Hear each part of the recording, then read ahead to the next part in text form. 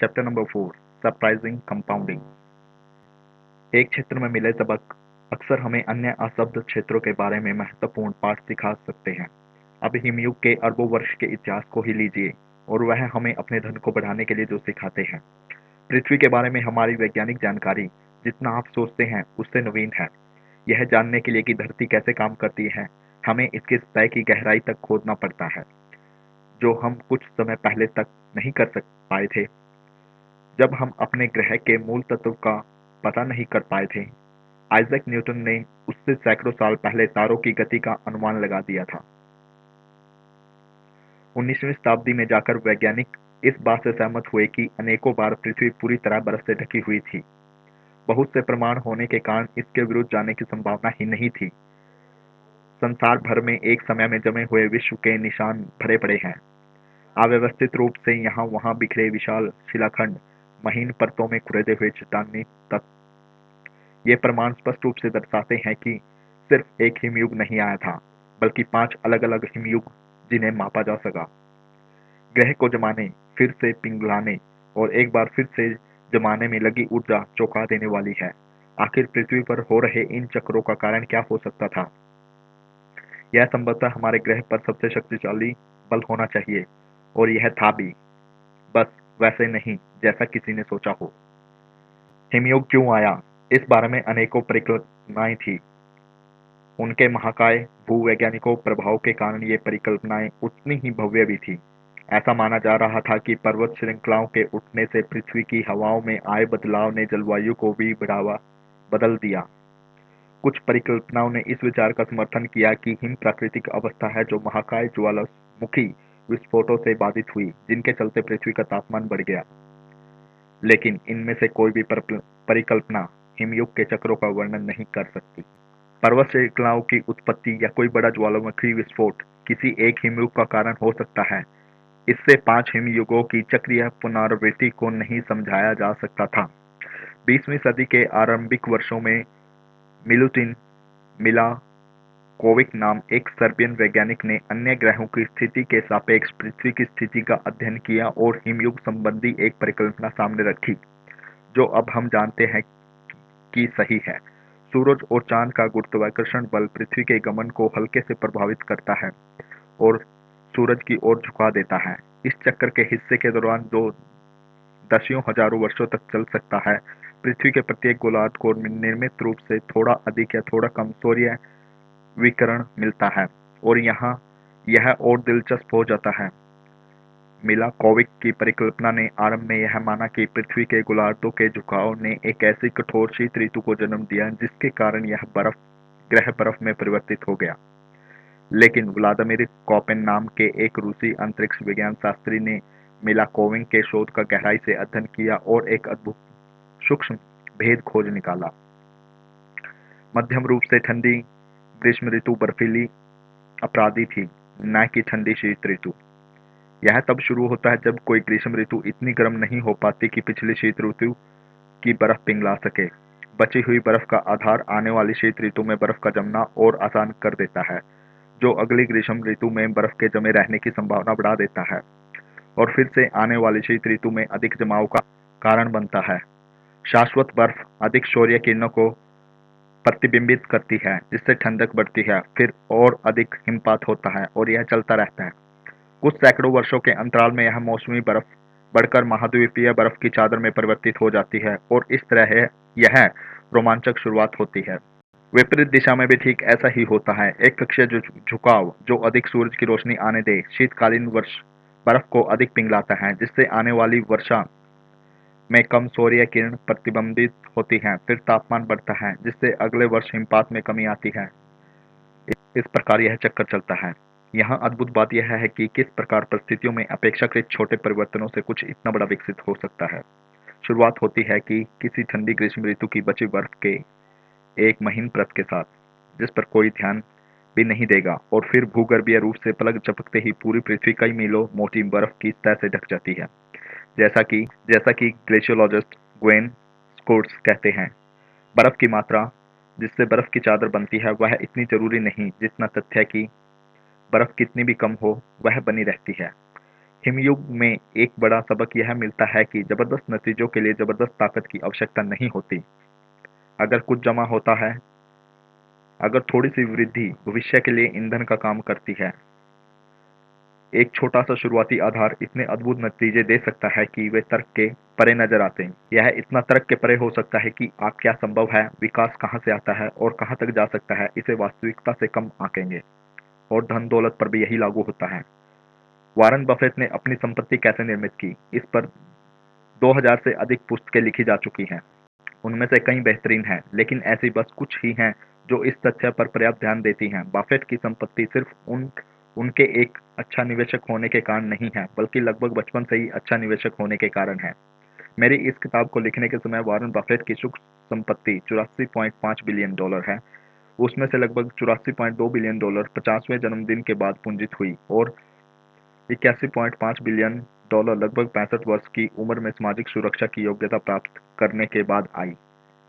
Warren Buffett एक असाधारण निवेशक हैं, लेकिन अगर आप उनकी सारी सफलता का निवेश कुशाग्रता से जोड़ते हैं, तो आप एक मुख्य बिंदु को छोड़ देंगे। उनकी सफलता की वास्तविक कुंजी यह है कि वे एक शताब्दी के 3/4 भाग तक एक असाधारण निवेशक रहे हैं। अगर उन्होंने 30 की उम्र में निवेश आरंभ किया होता और 60 की उम्र में सेवानिवृत्त हो गए होते, शायद ही किसी ने उनका नाम कभी सुना होता। एक छोटे से विचार परीक्षण पर नजर डालिए। बफेट ने 10 वर्ष की उम्र में गंभीर रूप से निवेश शुरू कर दिया था। 30 की उम्र तक आते-आते उनकी शुद्ध संपत्ति $1 मिलियन थी, या $9.3 मिलियन मुद्रास्फीति से समायोजित होने के बाद। लेकिन अगर वे एक सामान्य व्यक्ति होते, जिन्होंने अपनी किशोरावस्था और युवावस्था दुनिया घूमते हुए अपनी अभिलाषा ढूंढते हुए बिताई होती, और 30 की उम्र में उनकी शुद्ध संपत्ति मान लीजिए $25,000 होती, और मान लेते कि फिर भी असाधारण वार्षिक निवेश प्रतिफल कमाने के में सक्षम रहते, तो उन्हें उत्पन्न किया 22% प्रति वर्ष, लेकिन 60 की उम्र में निवेश करना छोड़ देते, जिससे जिससे गोल्फ खेल सकें और अपनी नाती पोती के साथ समय बिता सकें। आज उनकी शुद्ध संपत्ति का मोटा अनुमान कितना होगा? 84.5 बिलियन तो नहीं, 11.9 मिलियन। उनकी वास्तविक शुद्ध संपत्ति में 99.9% कम। प्रभावी रूप से वारन बफेट की वित्तीय सफलता को उस वित्तीय आधार से जोड़ा जा सकता है जो उन्होंने अपनी किशोरावस्था में बनाया, और वह दीर्घायु जिसे अपनी वृद्धावस्था में कायम रखा। निवेश उनका कौशल है, लेकिन उनका राज समय है। कंपाउंडिंग ऐसे ही काम करती है। अब इसे अलग तरह से देखिए। बाफेट अब तक के सबसे धनी निवेशक हैं, लेकिन वास्तव में वे सबसे महान नहीं हैं, कम से कम अब औसत वार्षिक प्रतिफल से मापा जाए। हेज फंड रेनेसांस टेक्नोलॉजीज के प्रमुख जिम साइमंस ने 1988 से लेकर 66% प्रतिवर्ष की दर से धन की कंपाउंडिंग की है। कोई भी इस रिकॉर्ड के निकट भी नहीं पहुंच सकता, और जैसा कि हमने अभी देखा, बाफेट ने लगभग 22% प्रतिवर्ष की दर से कंपाउंडिंग की है, इसका बस एक तिहाई। साइमंस की शुद्ध संपत्ति इस किताब के लिखते समय $21 बिलियन है। वे और मैं जानता हूं कि यह कितना हास्यास्पद सुनाई पड़ता है जब हम इन आंकड़ों पर नजर डालें, तो बफेट से 75% कम धनी है। अगर साइमंस इतने अच्छे निवेशक हैं, तो फिर यह अंतर क्यों?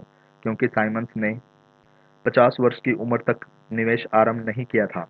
बफेट की तुलना में उनके पास कंपाउंडिंग के लिए आधे से भी कम वर्ष थे। अगर जेम्स साइमंस ने बफेट की तरह 70 वर्ष की आयु तक 66% की दर से वार्षिक प्रतिफल कमाया होता, तो उनकी संपत्ति, दिल थाम कर सुनिए, 63 क्विंटिलियन 900 क्विट्रिलियन 781 ट्रिलियन 780 बिलियन 748 मिलियन और $160,000 होती। ये आंकड़े हास्यास्पद हैं और अव्यवहारिक दिखाई पड़ते हैं। बात असल में यह है कि वृद्धि अनुमान के छोटे लगाने वाले बदलाव हास्यास्पद और अव्यवहारिक आंकड़ों को जन्म दे सकते हैं, लेकिन जब हम यह समझने की कोशिश कर रहे हों कि कुछ भी इतना शक्तिशाली कैसे बना जितना वह है, हिमयुग क्यों बना, और फिर वारन बफेट इतने धनी क्यों हैं, हम अक्सर सफलता की मुख्य कुंजी को अनदेखा कर देते हैं। मैंने लोगों को कई बार कहते सुना है कि जब उन्होंने पहली बार चक्रवृद्धि ब्याज तालिका देखी, या फिर ऐसी कोई कहानी कि अगर उन्हें 30 वर्ष की उम्र के बजाय 20 वर्ष की उम्र से बचत शुरू कर दी होती, तो सेवानिवृत्ति के लिए उनके पास इतनी राशि होती। इसने उनका जीवन बदल दिया। लेकिन संभवतः इसने उनका जीवन नहीं बदला, इसने अगर कुछ किया है तो वह यह है कि उन्हें आश्चर्य में डाल दिया, क्योंकि नतीजे सहज रूप से सही नहीं लगे। रैखिक सोच घातीय सोच की तुलना में काफी सहजता होती है। अगर मैं आपको अपने दिमाग में 8 प्लस 8 प्लस 8 प्लस 8 जोड़ने को कहूं तो आप कुछ ही सेकंड में ऐसा कर देंगे, जो 72 है। अगर मैं आपको 8 गुणा 8 गुणा 8 गुणा 8 का हिसाब लगाने को कहूं तो आपका सर फट जाएगा। जो आता है जो आता है 13 करोड़ 42 लाख 17 हजार 728। आईबीएम ने 1950 के दशक में 3.5 मेगाबाइट की हार्ड ड्राइव बनाई। 1960 के दशक में यह संख्या कुछ दर्जन मेगाबाइट तक पहुंच गई। 1970 के दशक तक आईबीएम विंचेस्टर की ड्राइव 70 मेगाबाइट की थी।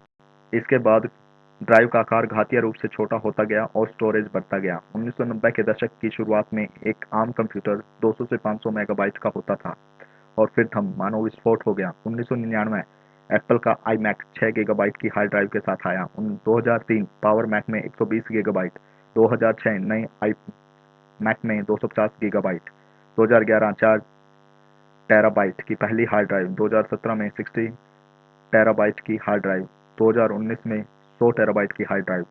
अब इस सब को साथ में रखकर देखें, 1950 से 1990 के बीच हमने 296 मेगाबाइट प्राप्त की। 1990 से लेकर अब तक हमने 100 मेगाबाइट मिलियन मेगाबाइट प्राप्त की। यदि आप एक टेक्नोलॉजी आशावादी होते तो 1950 के पूर्वानुमानों के कह सकते थे कि उपयोगी स्टोरेज 1000 गुना बढ़ जाएगा या फिर 10,000 गुना अधिक। यदि आप ज़्यादा दूर अंदाजा लगाएंगे, कुछ ने कहा होता मेरे जीवन काल में 30 मिलियन गुना अधिक, लेकिन यही सच हो गया। कंपाउंडिंग का स्वभाव सहज ज्ञान के विपरीत होने के कारण इसमें से सबसे होशियार लोग भी इसकी शक्ति को अनदेखा कर सकते हैं। 2004 में बिल गेट्स ने नई जीमेल की आलोचना करते हुए कहा था कि किसी को भी 1 गीगाबाइट स्टोरेज की जरूरत क्यों पड़ेगी। लेखक स्टीव लेवी ने लिखा, अग्रणी टेक्नोलॉजी में उनका सिक्का चलने के बावजूद उनकी सोच पुराने प्रतिमानों पर ही अटकी हुई है, जहां स्टोरेज एक ऐसी सामग्री है जिसे सुरक्षित करना आवश्यक है। चीजों में कितनी ज्यादा वृद्धि हो जाती है, आप इसके आदी कभी नहीं हो सकते। इसमें खतरा इस बात का है कि जब कंपाउंडिंग सहजज्ञ ना हो, हम अक्सर इसका सामर्थ्य अनदेखा कर देते हैं और अन्य माध्यमों द्वारा समस्या को सुलझाने में लग जाते हैं। इसलिए नहीं कि हम हद से ज्यादा सोच रहे होते हैं, बल्कि इसलिए कि हम शायद ही कभी कंपाउंडिंग के सामर्थ्य के बारे में सोचने के लिए रुकते हैं।